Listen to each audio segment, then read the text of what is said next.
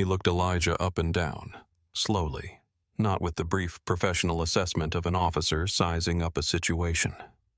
Slowly and deliberately, with the kind of look that is designed to communicate something before a single word has been spoken, to place a man, to categorize him, to establish a hierarchy of belonging that has nothing to do with law and everything to do with the assumptions the officer brought with him from the car. His voice had a gravelly, practiced flatness. The voice of a man who had worked at sounding bored by his own authority because boredom, in his experience, projected more certainty than aggression, and was harder for a civilian to push back against.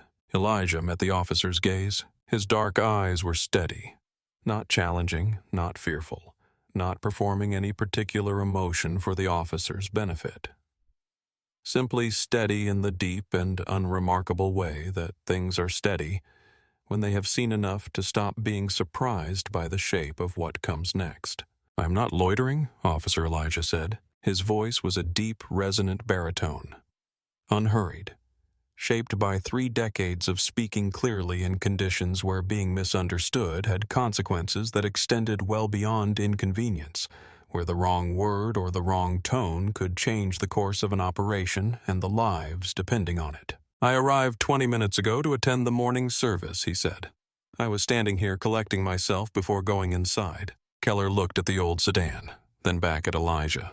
"You got ID?" Elijah did not reach immediately. He had learned the grammar of these encounters through long and involuntary practice, that reaching without first announcing, moving without first narrating, taking any physical action that could subsequently be described as sudden or aggressive, carried a cost.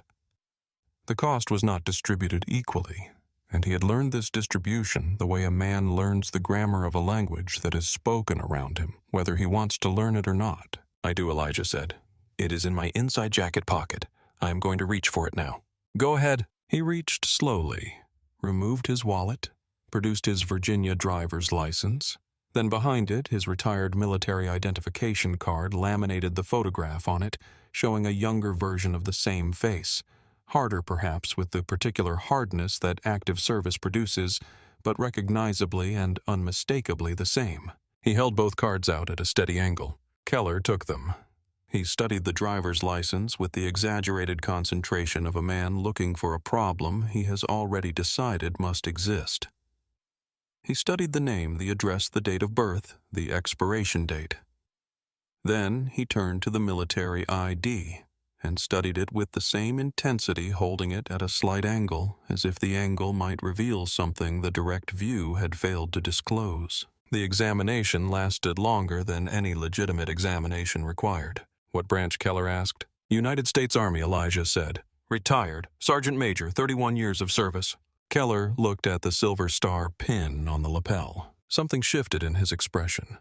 Not curiosity, not respect. Something smaller and less honest, a performative skepticism, the expression of a man who has decided in advance that he will not be impressed and is arranging his face to communicate that decision. "You can buy that stuff online, you know," Keller said. He said it with a tone that was carefully calibrated to be ambiguous light enough to be called a joke if challenged, heavy enough to land as an insult if not. Elijah said nothing for 3 full seconds. Around them, the Sunday morning continued its unhurried business. Families arrived and moved up the front walk. The oak trees turned in the slow wind. A woman in a blue coat said good morning to Franklin Hicks and received his warm response as she moved past him through the doors. Children could be heard laughing somewhere inside the building. "Yes," Elijah said finally. His voice did not change in pitch or volume. It maintained exactly the same register it had held since the beginning of this conversation.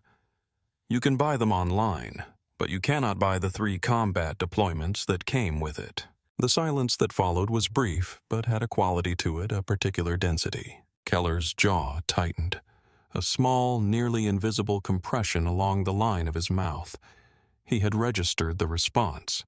He had not liked what it implied about the direction and the terms of this conversation. He was accustomed to being the person who established the terms of his conversations. The presence of a man who seemed entirely uninterested in accepting those terms was producing an effect he did not have a name for. "Why are you standing out here instead of being inside?" Keller asked. "I was preparing to go in," Elijah said. "Preparing." Keller repeated the word in the way people repeat words when they want the word itself to sound unusual, to cast a kind of atmospheric suspicion over the perfectly ordinary concept it describes. "It took me some time to get here today," Elijah said. He said this simply, without performance, without the excessive explanation that anxiety produces. "I wanted a moment to myself before going in." Keller looked around the parking lot, at the cars, at the church, at the arriving families.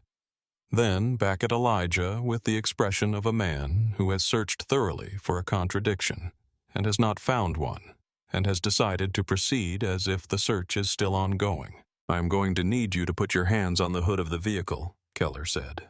The instruction landed in the morning air with the blunt, flat finality of something that had been decided before the conversation began, possibly before Keller stepped out of his cruiser, possibly before he arrived at the church at all. The families nearest to them heard it. Their movement slowed. Conversations stopped mid-word. 3 phones appeared in 3 different hands, held at angles that suggested their owners were trying to look occupied with something else entirely, while pointing the cameras directly at the cruiser. Elijah stood still. The moment lasted exactly as long as it needed to last. Then, with the specific deliberateness of a man who has learned through long experience that survival sometimes requires wearing the appearance of compliance, he placed both hands flat on the warm hood of the police cruiser. His hands were large and steady. The knuckles were prominent. The palms were calloused in the places where a rifle sits during a long carry, the particular calluses that come from decades of handling weapons in conditions that did not allow for rest. Steady. Steady in the way things are steady when they have run out of the capacity to flinch, he said without turning his head, in a voice low enough that only Keller and the nearest bystanders could hear. "Officer, I served this country for 31 years. Keller moved to stand behind him. He began a pat-down. His hands moved over Elijah's jacket with the deliberate, unhurried thoroughness of a man who wants the thoroughness itself to communicate something. "Then you should know how to follow orders," Keller said. He said it without heat, without irony, without any tonal indication that he recognized the sentence as carrying weight or consequence. He said it as though it were a neutral observation about the natural relationship between military service and civilian compliance. Something in Keller had been agitated by this man from the first moment of the encounter, and the agitation was growing, and he could not precisely locate its source. He was accustomed to the fear response. He was accustomed to the anger response. He was accustomed to the excessive compliance response, the over-apologizing, the nervous laughter, the averted eyes. He had a working theory about how these encounters operated, built over 6 years of practice, and the theory depended on the other person reacting in ways that confirmed the dynamic Keller had constructed. This man was not reacting in any of those ways. This man was standing with his hands on the hood of a police cruiser in the parking lot of a church on a Sunday morning. And his breathing was steady, and his posture was not the posture of a man being subjected to something. It was the posture of a man enduring something which is different, which implies an interior architecture that the exterior situation cannot reach. Keller despised the calm. He could not have said this in words, but the feeling was precise. He despised the measured baritone and the complete sentences, and the absence of any visible disturbance in the man's demeanor. He despised the fact that his own authority, which had always been sufficient to produce the desired effect, was producing nothing. The hood of the cruiser was warm from the engine, metal warmed by an engine on a cool morning. Elijah felt the warmth under his palms, and the warmth carried him briefly to a different morning. A Humvee hood in the Helmand province in 2005, the metal so hot from the desert sun that you could feel it through your gloves. The sound of Keller's radio crackled at his belt, and for a half-second the crackle was not a police radio. It was battlefield static, the frequency of a convoy reporting contact. Keller's hand on his shoulder checking his jacket pocket pressed on a nerve that had not been pressed in 20 years, and the nerve remembered, and Elijah's body remembered, and for 2 full seconds he was not in a Virginia parking lot. He was behind cover on a road that smelled of burning fuel and the hot metallic taste of adrenaline, and someone was yelling grid coordinates, and there was incoming, and the decision that needed to be made in the next 4 seconds was the decision that would determine who came home. He breathed. He counted the inhale. He counted the exhale. He repeated his name under his breath, his lips barely moving, the old technique from the survival school, the grounding protocol, the anchor to the present. Sergeant Major Elijah James Brooks, United States Army, retired. He held on to the true things held. Keller found the silver star pin on the lapel. He unclipped it without asking permission, without announcing his intention, and held it in his palm, examining it with the theatrical skepticism of a man who has already decided the object is fraudulent. "Anyone can buy one of these," he said. He said it half to Elijah and half to the air, projecting it slightly, pitching it for the audience that was forming at the edges of the lot. Elijah said without turning his head, "That pin came with a citation signed by a 3-star general of the United States Army. I can provide you with his office telephone number if you would like to verify its authenticity." Keller placed the pin on the roof of the cruiser with a small, deliberate click, as though the placement constituted some kind of verdict. Then he reached into Elijah's breast pocket. He pulled out the photograph. He unfolded it with 2 fingers, without asking, without hesitation, with the casual handling of a man who does not consider the possibility that the thing he is handling might be important. There are small violations of courtesy, violations of protocol violations that can be filed and addressed through ordinary channels. And then there are violations that carry a weight entirely disproportionate to their physical scale. Taking a man's photograph from his breast pocket without his permission is the latter kind of violation, when the photograph is the kind of thing a man has carried for 16 years and kept next to his heart, because the alternative is not carrying it, and not carrying it would mean forgetting something he has decided he must never forget. The photograph was printed on paper that had been folded and unfolded so many times the creases had gone soft and the image had begun to fade at the fold lines. It showed a road in the color of dust and pale rock under a sky that was white with heat rather than blue. A burned military vehicle sat tilted at a steep angle in the ditch beside the road, the metal blackened and twisted smoke still rising from the engine compartment in a thin gray line. At the far left edge of the frame, barely visible, almost cut off by the margin, was a figure in desert camouflage with the blurred, overexposed face of a young man who did not yet know in the moment the photograph was taken whether he was going to survive the next hour. Keller looked at it. "What is this?" he asked. Private Elijah said. His voice dropped an octave. Not in anger, but in the register of a man who has said something true and expects the truth of it to be sufficient without elaboration. Keller turned the photograph over. Nothing on the back. He turned it front again.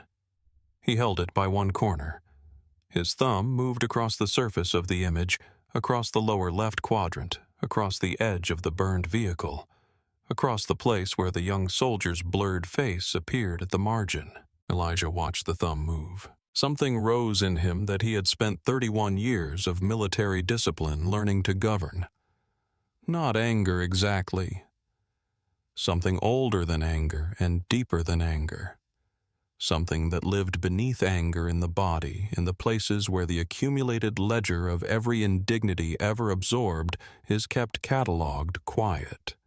Each entry adding its small weight to the total and the newest entry landing now and settling into its place.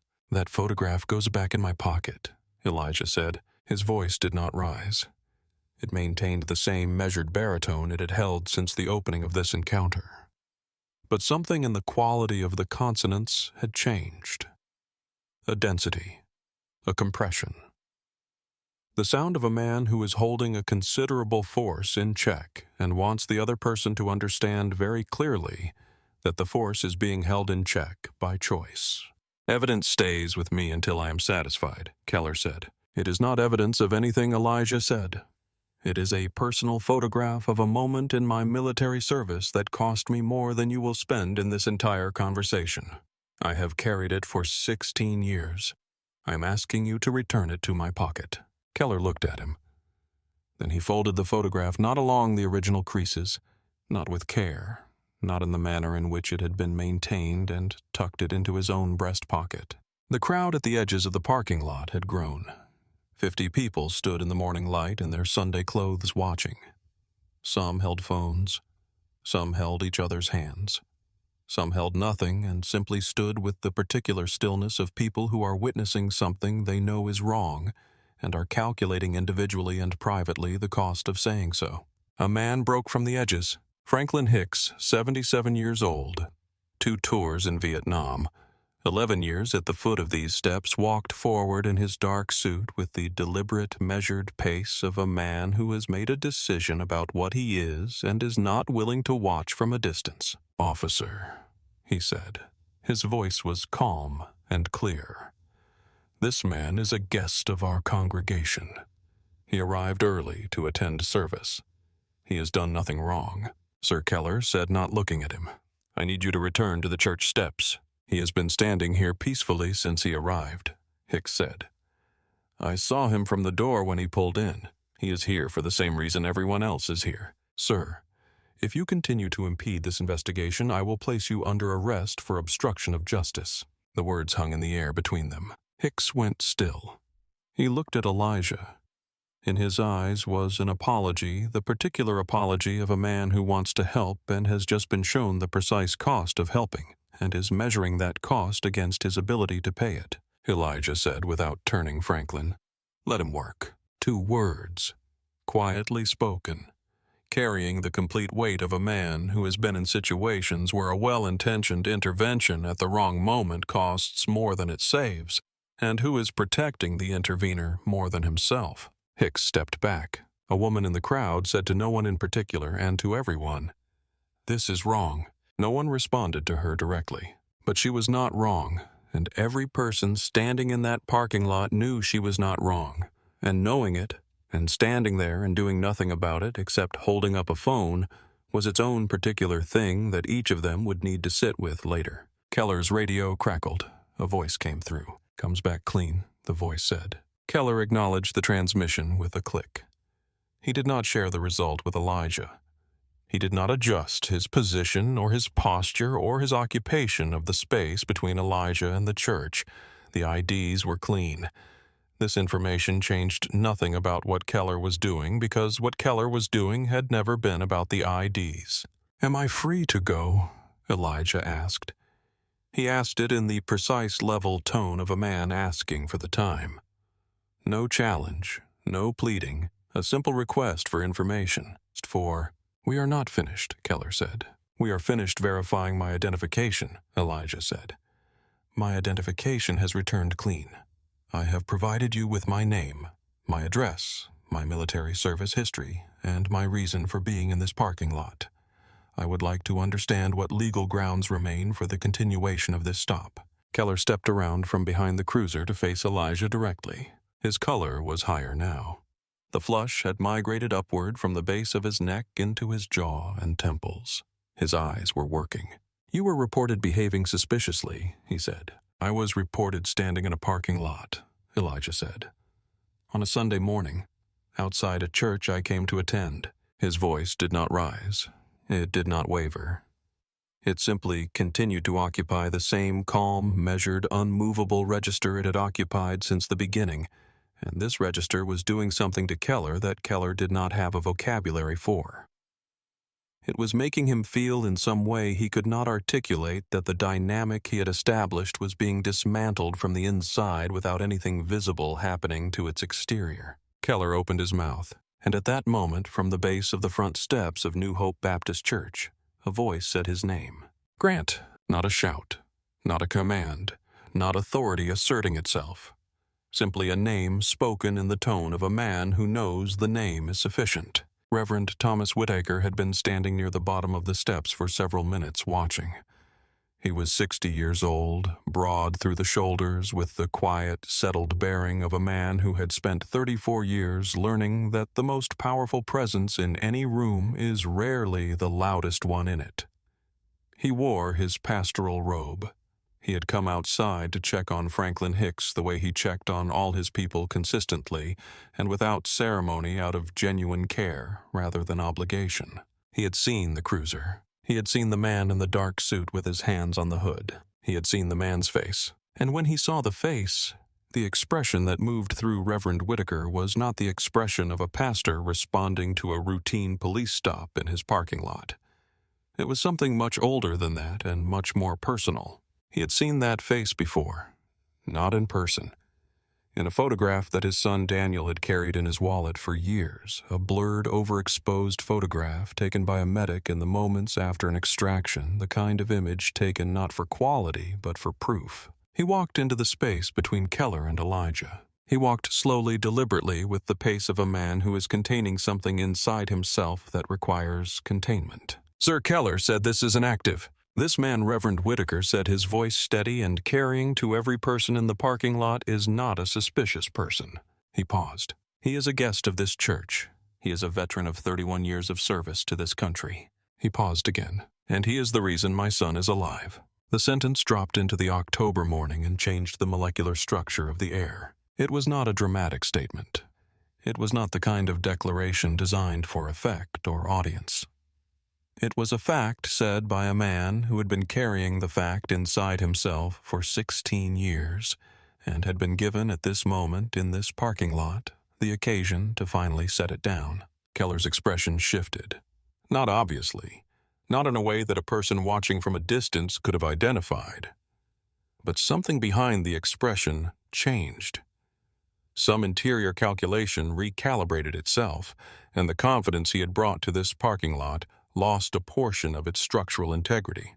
The crowd went silent, not the measured silence of caution.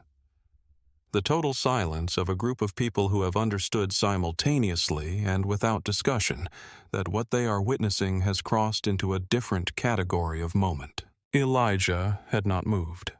His hands were no longer on the hood.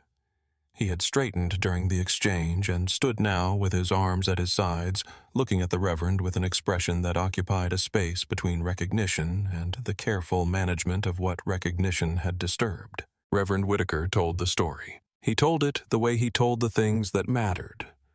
Not quietly, not as a private disclosure, but with the full pastoral clarity of a man who understands that some stories need to be heard by everyone present, because the hearing of them changes what is possible. He told them about his son, Daniel, who had enlisted in the United States Army at 20 years old after September 11th because he was the kind of young man who could not watch that day happen and remained sitting down. He told them about Daniel's 2 deployments. He told them about the second one in 2007 in the Kandahar province of Afghanistan, the deployment that had nearly ended everything. He told them about the convoy, about the IED that detonated under the lead vehicle, about the small arms fire that began before the dust from the explosion had settled, about Daniel's vehicle taking secondary fire and catching the fuel, igniting the door jamming in its frame so that Daniel, already injured by the initial blast, pinned under twisted metal, could not get himself out. He told them about the fire and the smoke and the heat and the sound of ammunition cooking off in the burning vehicle, and the fact that the rescue element could not reach the vehicle because the ground between cover and the burning Humvee was open, and the fire being laid across it was active and accurate and unsurvivable by any reasonable tactical assessment. He told them what happened next. A senior non-commissioned officer broke from cover. He crossed the open ground, under fire, twice. He reached the vehicle and broke through the jammed door, not with a tool, but with his body, with the specific and total application of physical force that comes from a man who has made a decision and has subordinated every other consideration in his life to the execution of it. He pulled Daniel free of the twisted metal. He carried him, physically, carried him across his back, across the open ground that every other person present had correctly determined was impassable to cover behind a concrete barrier. He did this while bleeding from shrapnel wounds in his own left leg, wounds that had torn through muscle wounds that he did not mention to any medic or any commanding officer, until every wounded soldier junior to him had been loaded onto the medevac helicopter because he refused to be evacuated before them. He refused. He stayed, standing in a Virginia parking lot with his good suit and his polished shoes and a photograph that a police officer had taken from his breast pocket without asking. Elijah Brooks listened to a man describe the worst and best 20 seconds of his life to 60 strangers, and the ache in his left leg that had woken him every morning for 16 years was present as it always was, as it would always be. Old war stories, Keller said. He had recovered enough to speak, though his voice had lost the gravelly authority it had carried at the beginning of the morning. It sounded thinner now. It sounded like the voice of a man who is standing on ground that is shifting beneath him and is trying to pretend the ground is solid. Old war stories do not change what happened in this parking lot today. Reverend Whitaker turned to look at him. He said, "That man gave my family 20 years we were not supposed to have. He said my son was in a burning vehicle pinned under metal and the rescue team could not reach him. And this man crossed fire that every tactical assessment said was unsurvivable. He crossed it twice." He paused. He said, "I have prayed for the man who saved my son for 16 years without knowing his face." He turned to Elijah. He stood at full military attention in his pastoral robe, his shoulders square, his chin precisely level. And he raised a slow, full, deliberate military salute. The silence that followed was not a pause. It was a rupture. The ordinary fabric of the Sunday morning tore open, and something came through it that was larger than any individual person present. Something that belonged to all of them, and to none of them, and to the specific intersection of history and chance that had placed each of them in this parking lot at this moment. Franklin Hicks moved first. He had served 2 tours in a war that his country had not decided how to remember. He had come home to a nation that was still arguing about whether he was a hero or a problem. He was 77 years old. He straightened his spine to a height it had not held in years. He raised his right hand. A woman named Cynthia Moore, whose husband had served 20 years with the Marine Corps, took her husband's hand and raised it with her own. 2 brothers near the side of the building, both veterans. 1 Army, 1 Navy, exchanged a look. The brief, specific look of people who share an experience that does not require explanation, and raised their hands. And then the church doors opened at the top of the steps. Daniel Whitaker stepped out into the morning. He was 39 years old. He walked with a cane, a light aluminum one, carried with the unconscious ease of long practice. He wore his Army dress jacket, the one he kept for ceremonies, the service ribbon still attached in regulation order. He had been inside in the small preparation room off the vestibule reviewing his notes for the remarks he had been asked to give at the military families recognition service. He had heard voices outside that did not match the normal sounds of a congregation arriving. He had come to the door to see what was happening. He stood at the top of the steps. He looked down. He saw his father standing at attention in the parking lot. He saw the police cruiser. He saw the crowd. He saw a man in a dark suit with his arms at his sides. He saw the man's face. Daniel Whitaker's expression in the moment of recognition was not something that can be adequately rendered in language. It was the expression of a man who has carried a debt for 16 years to a creditor he could not locate, who has turned an ordinary corner on an ordinary morning and found the creditor standing in his father's parking lot. It was grief and relief and disbelief and recognition and something else, something that has no name because it happens so rarely that no one has bothered to invent a word for it. He came down the steps. The cane clicked on the worn granite. Slowly at first, then faster as something deeper than the habit of caution took over. He reached the bottom. He stopped. He looked at Elijah. Elijah looked at him. 16 years lived in the space between them. 16 years of a debt that could not be repaid, only carried, only honored, only finally given a face and a moment. Sergeant Major Daniel said. His voice broke on the second word. Not dramatically, quietly, the way a voice breaks when it encounters the edge of what it can contain. "Son," Elijah said, "just that word, just that one. Daniel said I looked for you. For 16 years I have been looking for you." Elijah said, "I know. I moved around. I did not make it easy. I'm not sure I was ready to be found." He paused. He looked at the scar along Daniel's jaw, at the way Daniel distributed his weight on the cane, at the evidence of the morning in Kandahar, written permanently on a body that was standing in front of him, alive. "How is the leg?" Elijah asked. Daniel looked at him. Something that was almost laughter moved through the grief on his face. "The leg is fine," he said. "Everything is fine. You are here." Elijah looked at him for a long moment. Then he turned to Grant Keller. "I would like my photograph back," he said. He said it in the flat, declarative voice of a man stating a thing that has already been decided, that is not a request, but a statement of what is going to happen. Keller was standing behind and to the right of the circle of people that had formed. His color had changed. The flush remained in his neck, but the confidence that had structured his posture from the moment he stepped out of the cruiser had begun to dissolve, and the dissolution was visible in the particular way a man holds his shoulders when the ground he built his stance on has shifted beneath him. He reached into his breast pocket. He produced the photograph. He held it out. Elijah crossed the space between them. He took the photograph from Keller's hand. He looked at it. Keller's thumb had left a mark across the lower left corner, across the edge of the burned vehicle, across the place where Daniel's face, blurred and young and uncertain of survival, appeared at the margin of the frame. He folded the photograph along its old creases. He returned it to his breast pocket. He said, "That photograph is of the day I was most afraid I would fail the men I was responsible for. I have carried it for 16 years because I believe a man should keep his fear close enough to feel it, should remember what it costs to act in spite of it." He looked at Keller steadily. He said, "You held it by the corner like it was a piece of litter." He held the officer's gaze for a moment longer. Not with anger, with something more precise than anger, and more difficult to dismiss. The gaze of a man who wants the other person to understand completely and without ambiguity that they have been seen for exactly what they are. Then he turned toward the church. Keller said behind him, "Sir, there may have been." Elijah did not stop. He did not turn. He walked toward the front steps of New Hope Baptist Church, and the congregation parted, and Reverend Whitaker moved to walk beside him on his right.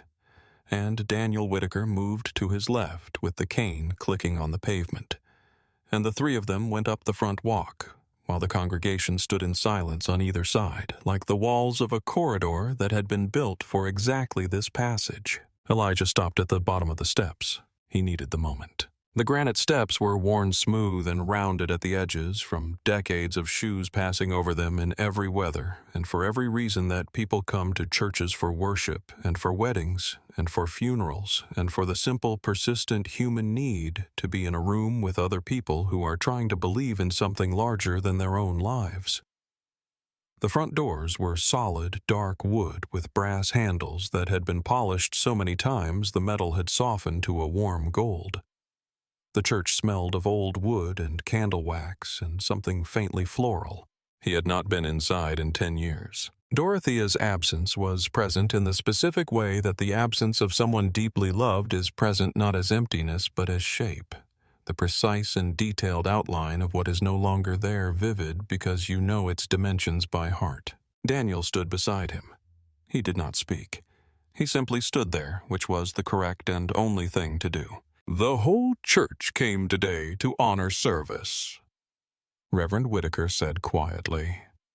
"I cannot think of anyone who deserves that honor more than the man standing at the bottom of my steps." Elijah looked at the doors. "She would have been inside already," he said. "She never needed to gather herself the way I do." "She sounds like she knew what mattered," Whitaker said. "She always knew what mattered," Elijah said. "Better than I did. And I am not a modest man about most things." He placed his foot on the first step.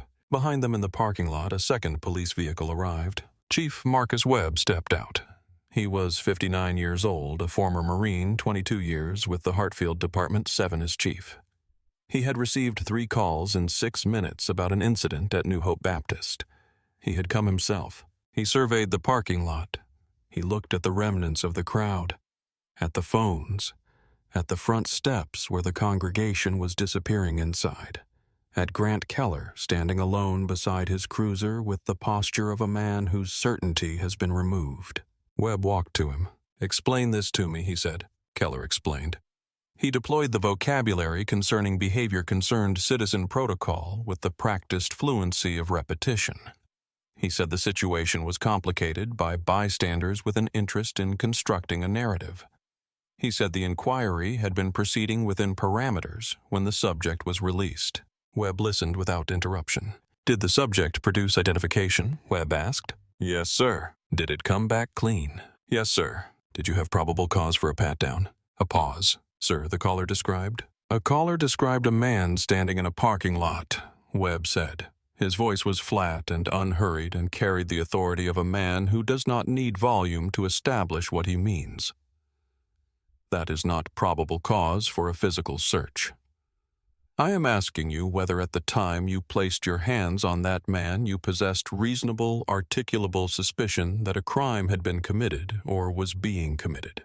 Answer the question. Keller's jaw moved. The situation was fluid, he said. 5 seconds of silence. Webb said, "Your body cam, your sidearm, and your badge. Now." "Chief, with respect." "I did not ask for your respect," Webb said. "I gave you an instruction." The items were surrendered in the particular silence that exists between a man who believed he had authority and a man who has it. Inside New Hope Baptist, the service began late. Reverend Whitaker stood at the pulpit with his prepared remarks turned face down on the lectern.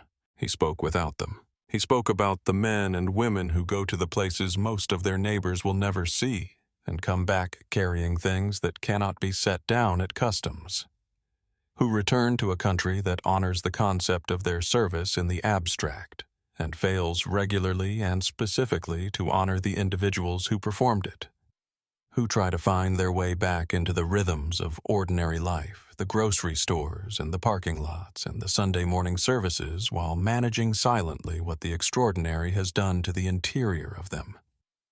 He spoke about the specific cruelty of asking those people after everything they have given to also justify their existence in the places they fought to protect. Elijah sat in the front pew between Daniel and Franklin Hicks. He sat straight as he always sat. He listened. He had not planned to speak. When Whitaker paused and looked at him, the question was in the pause, not in any words. Elijah stood. He said, "I came here today to keep a promise." He paused. "My wife asked me to stop hiding from the world. I thought she was wrong about what I was doing. She was not wrong about what I was doing. I am usually right about most things. She was right about most of the rest." Something moved quietly through the pews. He said, "The hardest part of coming home, and I mean this in every way that phrase can be meant, from a war, from a loss, from the kind of sustained weariness that settles into a man after a very long time of being needed. The hardest part is discovering that some people can honor the uniform and cannot honor the person wearing it. That the uniform and the person exist in the same country at the same time, and that some people can see one and refuse to see the other, and that you must find a way to live inside that fact without letting it define what you believe about the country or about yourself." He looked at the back of the room. "I nearly turned around this morning," he said. "Not only because of what happened in the parking lot, though that was its own kind of thing, but because I have spent 3 years finding it easier to stay away from places that matter than to go back and find out how much I have missed. I have missed a great deal. I know that now." He looked at Daniel. "But I had a reason to stay." Daniel looked back at him. "I am glad I stayed," Elijah said. He sat down. The silence lasted 4 seconds. It was the kind of silence that has texture to it, the kind that fills a room like something physical, like a held breath that belongs not to any one person, but to the room itself. Then someone in the third row began to clap. It was a woman. Elijah had never met a woman who had been sitting with her hands folded in her lap and her eyes wet, and she started clapping slowly, deliberately, and the sound of it in that quiet sanctuary was like a stone dropped into still water. It spread. It moved through the pews, the way certain things move through groups of people, not as contagion, but as permission, as the collective recognition that what had been felt privately could now be expressed. People were standing. Franklin Hicks was weeping openly, and without any effort at concealment, his shoulders moving, his clipboard forgotten on the pew beside him. Cynthia Moore had her arm around her husband, and her husband had his hand raised even though the moment for saluting had passed, because the hand did not seem to want to come down. The two brothers who had served the Army veteran and the Navy veteran were standing shoulder to shoulder at the side aisle, and neither of them was looking at anything in particular because the thing they were seeing was not in the room. It was in a place they had been years ago, and they were remembering what it had been like to come home from that place and find that the country they returned to was not entirely sure what to do with them. In the back of the sanctuary, a child who did not fully understand what was being honored began clapping with the unreserved enthusiasm of someone who can feel importance without comprehending its precise source. The child's mother looked down at her and did not stop her. She let the child clap because the child was right, and being right without understanding why is one of the gifts that children bring to moments that adults have overcomplicated. After the service, Daniel found Elijah in the fellowship hall, surrounded by congregation members pressing coffee and food and introductions on him. Daniel carried a folder he had brought to 3 events over the past 2 years, hoping each time. He set it on the table. Inside was a framed copy of the military commendation bearing Elijah's full name and rank, citing an act of valor in Kandahar province. The language was accurate and said almost nothing about what it had felt like. Below the commendation was a handwritten letter in a yellowed envelope. His mother, Carol Whitaker, had written it at Bagram Airfield in the waiting room in the hours after the surgeons told her Daniel would live. She had written it to the unnamed senior non-commissioned officer in the incident report. She had not known his name. She had not known how to send it. Daniel had kept it for 16 years. Elijah opened the envelope. The handwriting was careful. The date at the top said December 11th, 2007. He read the first line.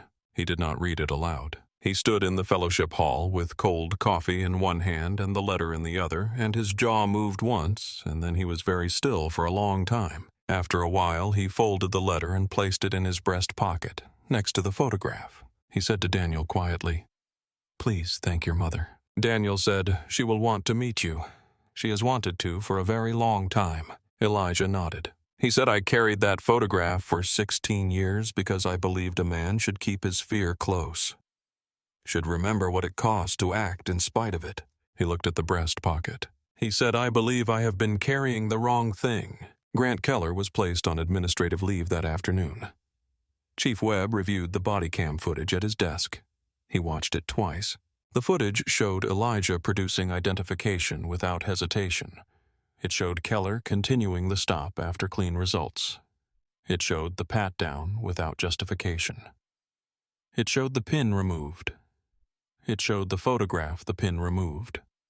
It showed the photograph removed from a breast pocket without permission. It showed Keller's thumb moving across its surface.